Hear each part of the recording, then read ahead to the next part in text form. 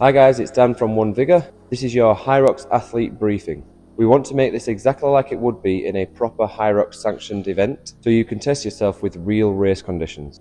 Please watch this video to meet all the movement standards to avoid time penalties and disqualification. Before starting, you will be assigned a judge that will stay with you for the whole event and will judge you at every single station. The judges will be briefed on the movement standards prior to the event, and they are there to make sure the event is fair for everybody. They will also clock your in and out times for every station so that after the event you will get a full breakdown of all your station times and your running 1 kilometer times. The Hyrox doubles workout follows the you go, I go principle, meaning while one of you works, the other one rests. You can split the work however you like. You can rest at the same time as each other, but you can never work at the same time as each other. You can only work when both partners are at the station together, ready to start. You can only leave a station when both partners have finished and the distance or reps has been complete on that particular station.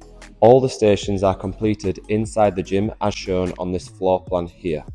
It is mandatory that you stick to the stations from 1 through to 8. The runs on the day will be out of the gym, turn left on Wakefield Road for 500 metres, at the halfway point coming back to complete the 1k. If one teammate runs faster than the other and they enter the gym leaving more than a 5-second gap between each other, you will be penalised a 3-minute time penalty. Let's go to the movement standards. Station 1 is a 1000 metre ski erg.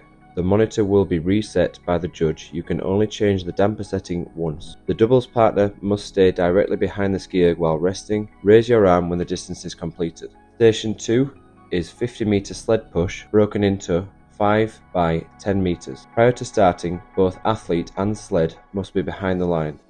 To complete a 10 metre length, you must push the whole sled past the line before changing direction.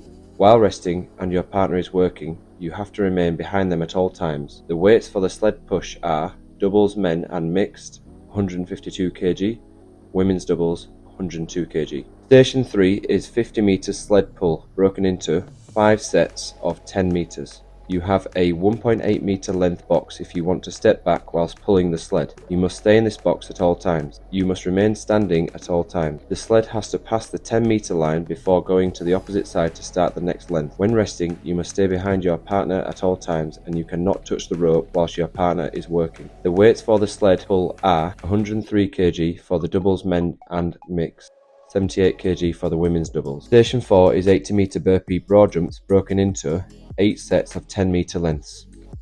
To start the length, your hands must start behind the line, not on the line. For a rep to count, your hands must be within 12 inches of your feet position as you drop down. Your chest must hit the floor. When coming up, your feet cannot pass the previous position of the hands. When broad jumping, you must take off with both feet together and land with both feet together. The resting teammate walks behind the working teammate. Station 5 is a 1000 metre row. The monitor will be reset by the judge. You can only adjust the damper setting once. The resting teammate must stay behind the rower at all times. You must raise your hand once the 1000 metre distance is complete. Station 6 is 200 metre kettlebell farmer's carry split into 16 sets of 12.5 metre lengths. You must start behind the line and step both feet past the 12.5 metre line for the length to count at each side. You must return the kettlebells to the box you picked them up from. The weight for the carry are 24 kg for the doubles men and mixed, 16 kg for the women's doubles. Station 7 is sandbag lunges split into 8 sets of 12.5 metre lengths. You must start with the bag on your shoulders, feet behind the line. The lunges have to be alternating. Every rep your knee must hit the ground and your hip must reach full extension before going into the next lunge. For the length to count on your final lunge in that 12.5 metre length, you must step over the line. When swapping the sandbag, you must transfer backwards or sideways. A transfer forwards is not allowed. Before turning around and starting the next length, both feet have to start behind the line again. While resting, you must stay behind and follow your partner. The sandbag cannot hit the floor at any point until you have finished the station, returning the sandbag back to the box where you picked it up from. The weights for the sandbag are 20 kg for the doubles men and mixed, 10 kg for the women's doubles. And finally, Station 8, the wall balls. For the wall balls, you must hit your target in the centre. For women, it's 9 feet, and men, it's 10 feet. Before starting, the ball must be picked up from the ground, and the athlete must stand upright with hips and knees extended.